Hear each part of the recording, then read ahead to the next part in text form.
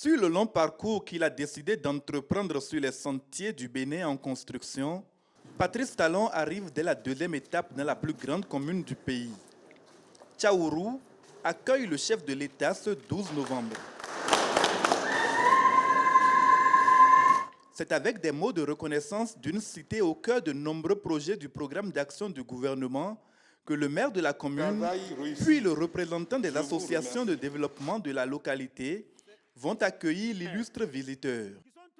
C'est l'occasion de vous renouveler toute notre gratitude pour tout ce que vous avez fait pour le retour de la paix, de l'unité dans notre commune. Dans le domaine de l'eau en milieu rural, plusieurs localités ont bénéficié des systèmes d'alimentation en eau potable.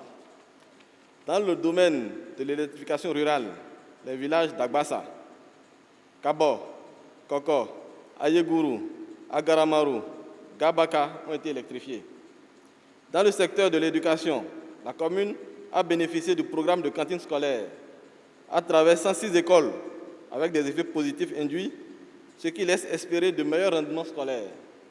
Le renforcement de capacités de fonctionnement du lycée technique de Tchaourou et la création annoncée de l'institut universitaire. Patrice Talon sait qu'ici se sont produits des malentendus par le passé et c'est donc avec humilité qu'arrivé à cette étape, le président de la République évoque les chemins de la réconciliation.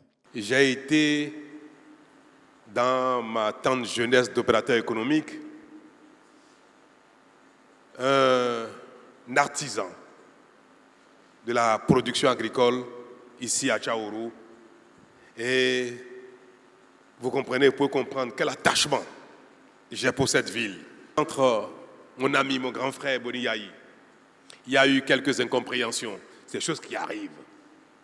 Parce que dans la vie, deux frères, deux amis, un mari et une femme, un père et un fils, une mère et sa fille peuvent se chamailler.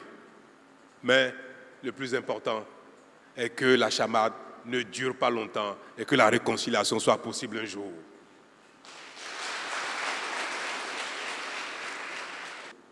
On ne rejette pas son frère, son fils, son ami, parce qu'on ne s'est pas compris un moment.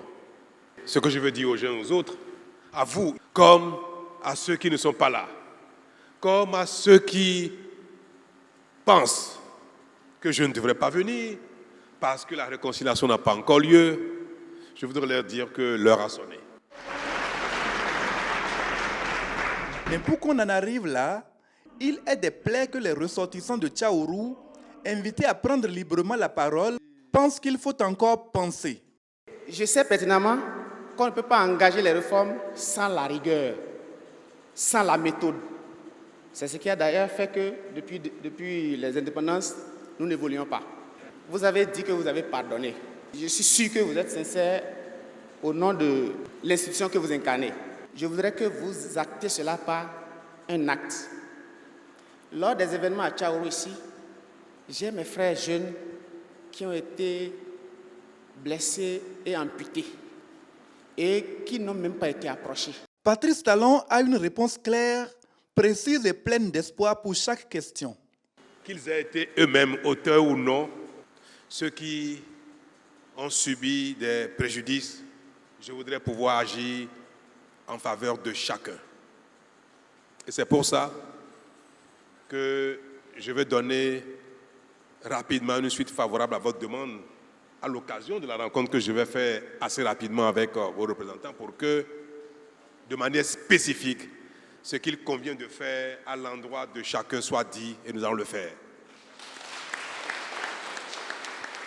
La rencontre de Tchaourou s'est achevée sur un échange cordial entre le chef de l'État et l'ancien ministre de l'Éducation nationale, Karim Dramane, d'une part, et d'autre part avec les sages et notables de la cité, mandatés plutôt pour, au nom de la République, jouer leur partition dans l'œuvre de réconciliation nationale entamée.